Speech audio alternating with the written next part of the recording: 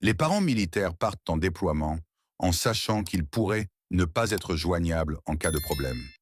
Les règles qu'ils donnent à leurs enfants avant de partir ne sont pas les mêmes que celles données par la plupart des parents civils. Ces 9 règles sont issues de cette conversation. La règle numéro 5 est celle que les parents militaires considèrent comme étant comprise totalement à l'envers par la plupart des familles civiles. Le point de rassemblement n'est jamais la maison. Tout instinct pousse un enfant à rentrer chez lui lorsqu'une urgence survient. Les familles militaires s'entraînent spécifiquement à aller à l'encontre de cet instinct. Le domicile est le premier endroit qui peut devenir inaccessible.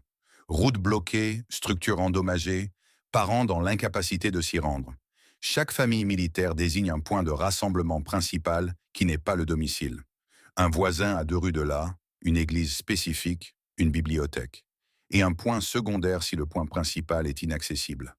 Un enfant qui marche vers sa maison à travers un environnement compromis se dirige vers une destination incertaine. Un enfant qui marche vers un point de rassemblement connu exécute un plan sur lequel 2 adultes se sont mis d'accord avant que l'urgence ne commence. Connaître 3 adultes de confiance par leur visage, leur nom et leur adresse, pas par leur numéro de téléphone. Un numéro de téléphone est inutile lorsque le réseau mobile est en panne.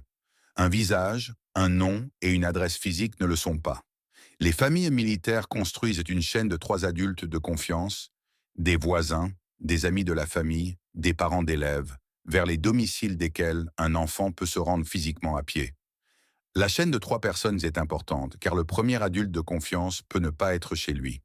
Le troisième existe spécifiquement pour le cas où les 2 premières options auraient en échoué. La plupart des enfants civils peuvent réciter les numéros de téléphone portable de leurs parents et rien d'autre.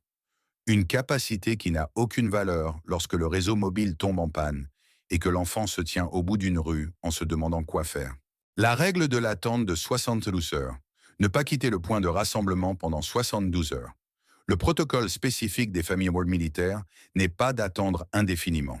Il s'agit d'attendre exactement 72 heures au point de rassemblement principal avant de se déplacer vers le point secondaire. 72 heures est la fenêtre durant laquelle un parent séparé, s'il est joignable, aura généralement pu établir le contact par l'intermédiaire d'un tiers ou via le réseau d'adultes de confiance. Un enfant qui abandonne le point de rassemblement à la 24e heure peut partir 48 heures avant l'arrivée du parent. Cette règle convertit l'impulsion émotionnelle la plus dangereuse, je dois faire quelque chose, en une instruction spécifique. Restez au point de rassemblement pendant exactement 72 heures avant la prochaine étape. 3 règles. Aucune n'implique d'équipement, de nourriture ou d'eau. Chacune comble la lacune qui permet à un enfant de survivre sans un parent, en sachant où aller, vers qui se tourner et combien de temps attendre.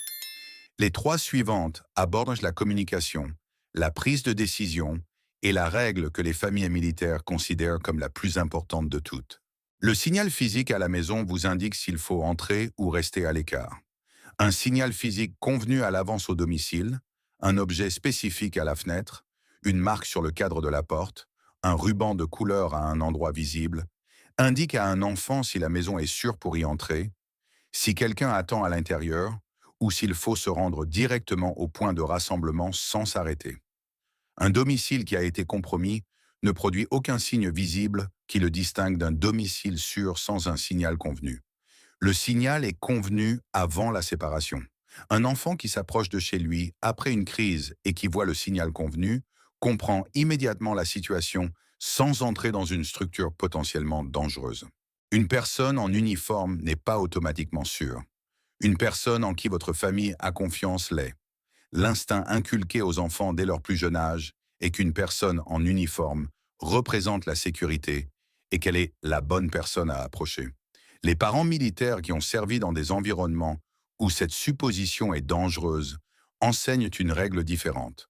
La personne de confiance est celle que votre famille connaît déjà, et non celle qui porte un uniforme reconnaissable. Lors d'une urgence nationale majeure, les personnes en uniforme peuvent être des forces de l'ordre, la garde nationale, des agents de sécurité privée ou un grand nombre d'organisations ayant des niveaux de responsabilité variables. La règle des parents militaires n'est pas de se méfier des uniformes. Elle consiste à donner la priorité à l'adulte de confiance connu plutôt qu'à l'inconnu en uniforme. Ne dites à personne ce que vous avez chez vous. Ne dites à personne que vous êtes seul. Un enfant qui mentionne à un voisin que la famille a stocké de la nourriture ou qui dit à un camarade de classe qu'un parent est déployé et que l'autre travaille de nuit a créé deux fenêtres de vulnérabilité. Le ciblage des ressources et les informations d'occupation. Les familles de militaires apprennent aux enfants à ne pas discuter du niveau de préparation du foyer, à ne pas confirmer l'absence des adultes et à ne fournir aucune information sur la routine du foyer à quiconque en dehors du réseau d'adultes de confiance. Il ne s'agit pas de se méfier des voisins dans des conditions normales. Il s'agit de comprendre que les scénarios d'urgence modifient les structures de motivation des personnes qui vous entourent d'une manière imprévisible et que les informations partagées avant une urgence ne peuvent pas être effacées pendant celle-ci. 6 règles issues du protocole que les familles de militaires mettent en place avant chaque déploiement. La conversation spécifique sur ce que les enfants doivent faire si le parent ne peut pas rentrer à la maison, ne peut pas communiquer et ne peut pas être joint. Les 3 dernières sont les plus difficiles à enseigner et les plus importantes à mettre en place. Un sac d'évacuation de 2 articles portés en permanence, non négociable. Les familles de militaires n'envoient pas leurs enfants à l'école avec des sacs de survie de 20 kilos. Elles les envoient avec 2 articles qui tiennent dans un sac à dos d'école standard, une carte d'urgence plastifiée et une batterie de secours pour téléphone. La carte plastifiée contient l'adresse du domicile, les noms et adresses de 3 adultes de confiance, les lieux de rendez-vous principal et secondaire, ainsi que la règle des 72 heures dans les propres mots de l'enfant. Elle ne nécessite ni mémoire, ni appareil chargé, ni réseau cellulaire. La batterie de secours permet de recharger le téléphone pendant les 24 premières heures, suivant la décharge d'un appareil. La plupart des enfants portent un téléphone complètement chargé et rien d'autre, ce qui constitue un point de défaillance unique. Le confinement sur place est presque toujours la bonne décision.